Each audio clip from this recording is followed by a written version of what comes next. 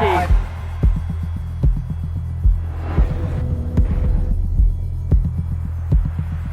Carissa is Breeze's hero.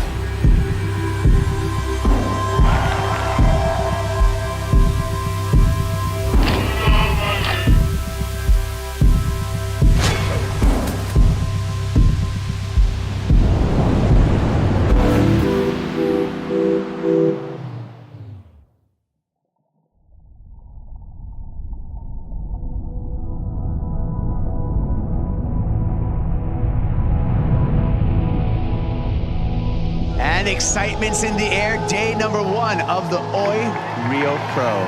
2019, I qualified for the Dream Tour, which was my ultimate goal. To think that this could actually be my job, to be a professional surfer and to travel around the world. Everything is so quick and new when you're going to locations that you've never been before and you're surfing against your idols. And Carissa is Breeze's hero. it's pretty crazy just going straight into that. I had a couple okay results. It looks like it's going to be enough for the rookie to make the jump over the 3-time world champion. And she can't believe it. I've got goosebumps. What an effort. It definitely went through a big period of the rest of the year where I lost my sense of self. I was trying to find that balance of who is Brisa on land and who is Brisa in the water.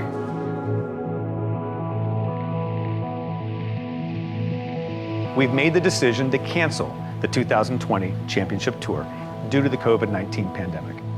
I remember they made an announcement on the beach. My dad was like, we need to get out of here. So after having that mindset that I was going to be traveling around the globe, I ended up being on the most isolated place on the planet, Namotu Island.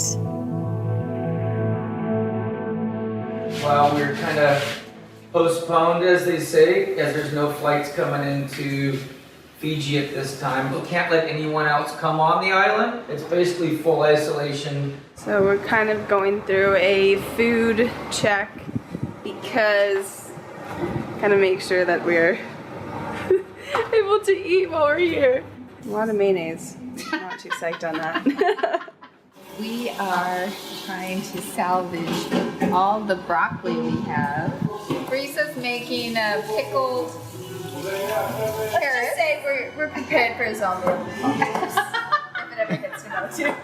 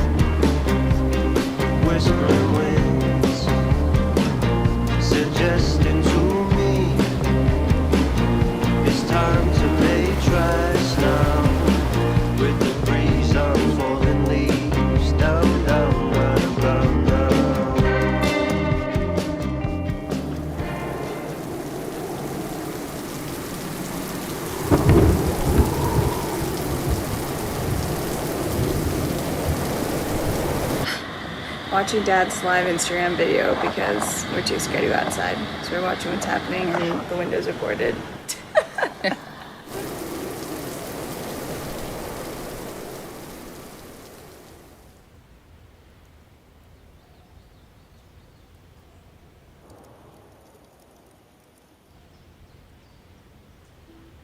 So here on Namotu, it's a small crew. We all have to, work together, and you gotta work for those girls at Cloud Break. So safety first, kids.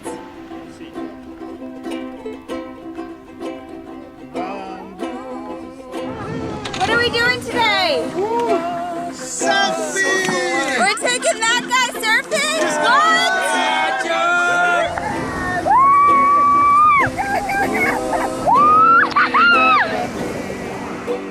Spending time with the amazing Fijian crew that live here. It just brings me so much joy to connect with them and to connect with others.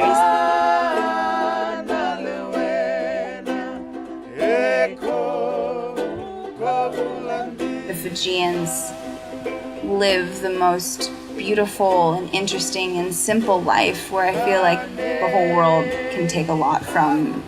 They appreciate every moment. It reminds me so much of growing up in Costa Rica with my family. Every day we were out in nature and life was an adventure.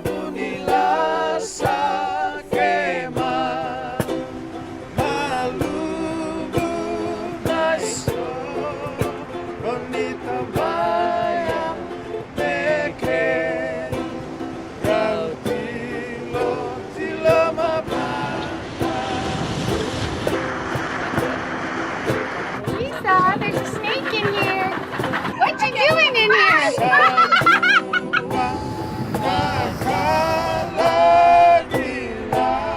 No, Mom! This charger.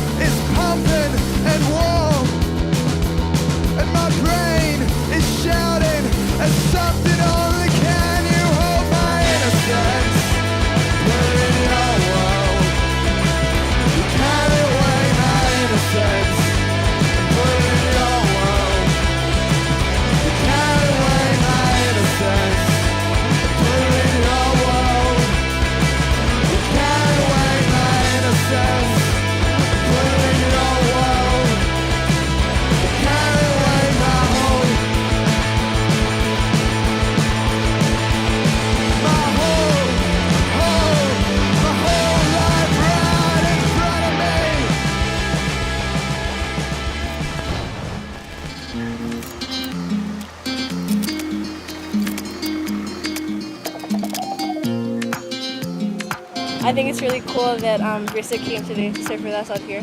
Oh my god, I've been wanting to surf with her for so long. And even when Keisha said that she texted, I was jumping in the car and I was like, oh my god, I'm gonna make me cry. These girls are charging Cloud Break. They're pretty much the first generation to be surfing out there. Their role models have been boys.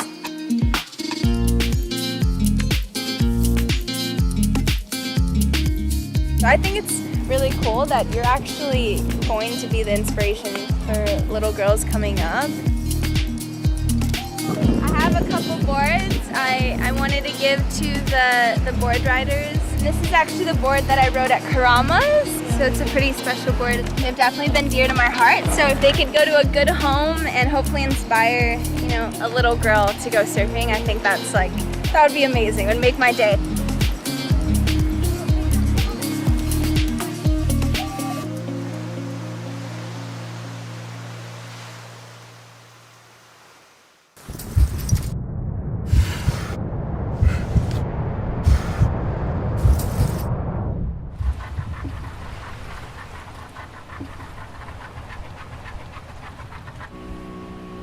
Cloudbreak is a beast, and it is scary and raw and unpredictable.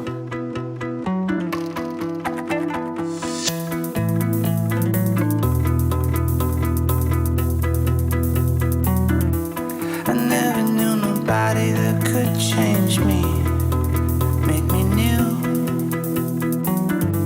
I never knew nobody that could break me like you do. I never knew nobody to rename me, displace me. Oh no, I never knew nobody that could shame me, erase me like you do. I never thought something more awaits me. I never knew that someday I would take. I never knew nobody could do it like you. I never knew nobody could do it like you. I never knew nobody could do it like you. I never knew nobody could do it like you, like you, like you. I never knew nobody could take it, not break it. I never knew somebody who could flip it and shake it. I never knew a lover who could break me, reshape me. I never thought something more awaits me. I never knew someday love will take me. Yeah. I never knew nobody could do it like you. I never knew nobody could do it like you, like you, like you. I never. I definitely had a different mindset after going out there that I thought that I never would reach. It was like this embracing this fear. It wasn't the fear of Cloudbreak itself. It was embracing other fears in my life, of kind of like those fears that haunted me in my rookie year. You know, that sense of self.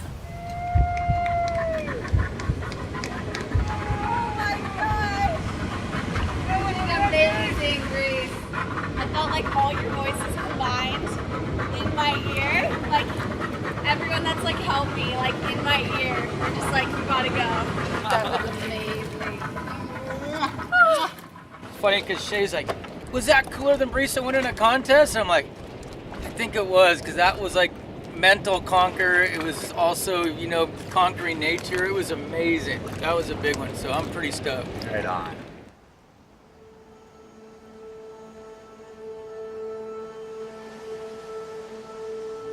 Whatever the normal is going to be, which I have no idea what the future holds, I hope I take what I've learned here into the real world.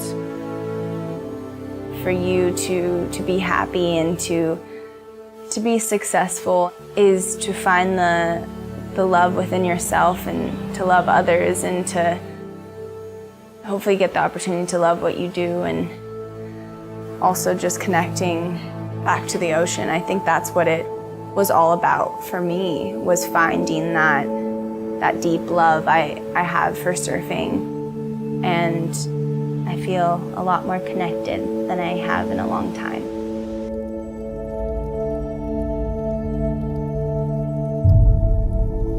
I see the sea within you and me, the storms that have passed, the clarity in this moment, the change of the tide. Breathe it in, let it go. Feel the motion, for within every drop, we are the ocean.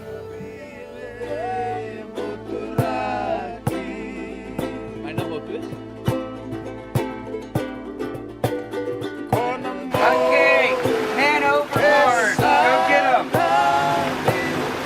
You okay, Charlie? I'm coming to get you. You just stay right there.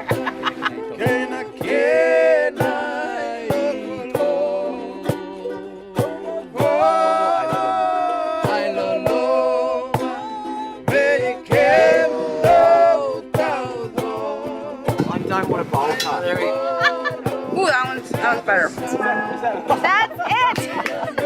That's perfect. This is my spirit animal. Woo! Hi. They're calling me.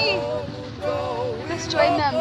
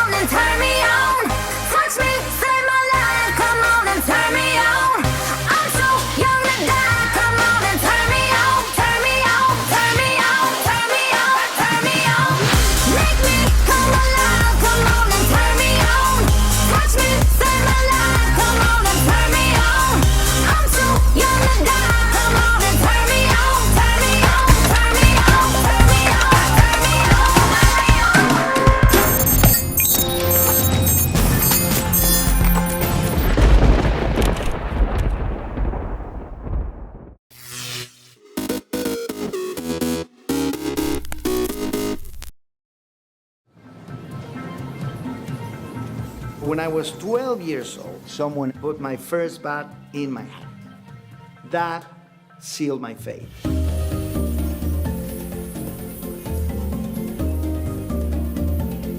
Bats are the most unfairly treated animals on Earth. Fear, not knowing what treasure they have in their local cave, drives people to dynamite it, to gas them, to all kinds of things. But bats provide us with many ecosystem services. Agricultural pest control. Esta es una larva de gusano cogollero. Each million bats destroy 10 tons of insects every night. If we lose those bats, we would lose the crops in a few months. They're also promoting the regeneration of the forest by dispersing the seeds over vast, vast areas. And they pollinate a lot of ecologically or economically important species of plants, like the agaves, that are the source for tequila, which represents for Mexico about $3 billion a year. I won the Rolex Award in 2008 for our program for conservation of bats through environmental education, research, and conservation action. We started mapping the most important colonies. And in the process of monitoring, we're also educating the local communities, and they become bat defenders. We are solving problems of conservation by building bridges across different professions. For example, the lesser long-nosed bat or tequila bat was the first species that we focused on. Joining forces with the tequila and mezcal industry, we created bat-friendly tequila. We were able to remove this bat from the endangered species list. This is a beautiful success story in conservation. The Rolex Award is a big recognition, and it gave me the platform to maximize my ability to continue changing things. We created a humongous network of privately owned protected areas around the country that today includes about 17% of Mexico's territory. When I have a bat in my hand and I show it to anybody, you see the change in a flash. This is exactly what has been driving me for a long, long time. I am here at 64, continue to be the same child who had his first bat in his hand. I will never give up.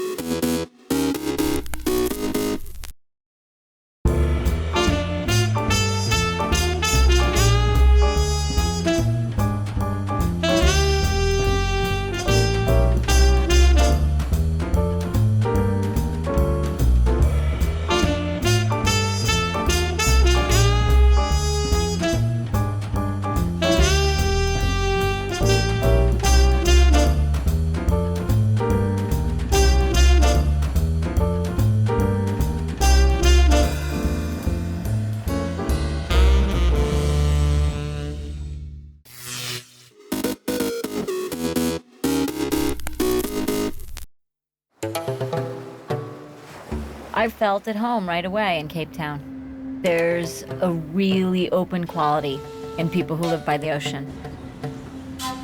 The people here have a real sense of fun, of relaxation, lightness of touch. Everywhere you look, there's real style and originality, and I think it's hard not to get caught up in it. It's got amazing food, incredible aromas and color, all the things that make life rich. But I keep getting drawn back to the mountain.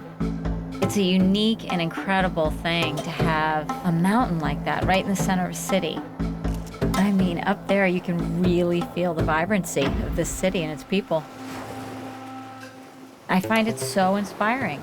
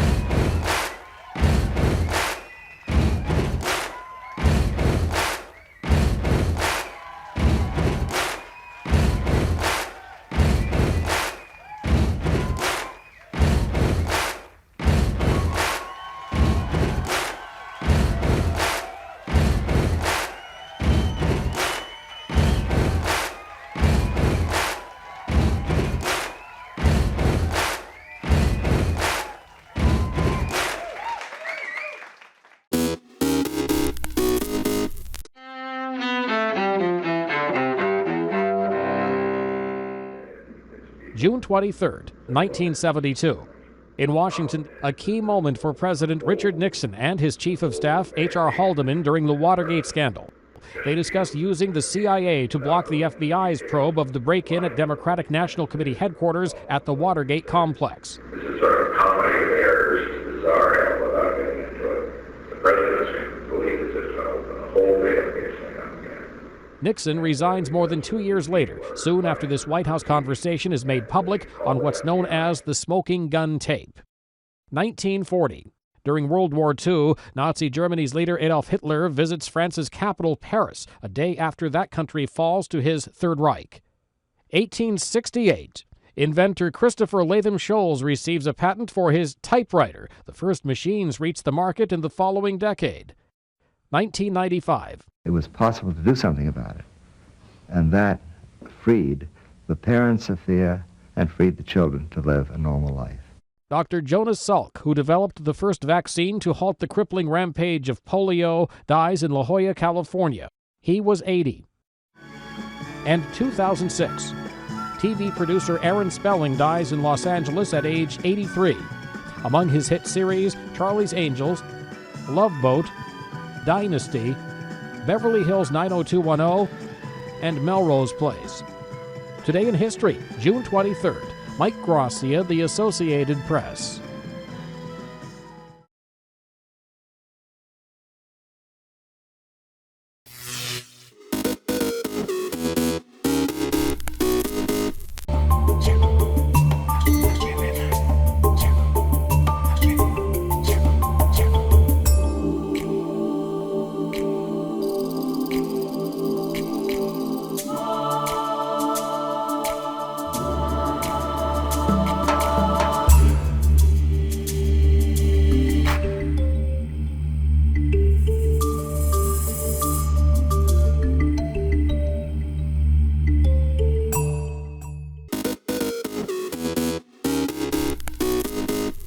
Welcome back in our studio, and in today's news,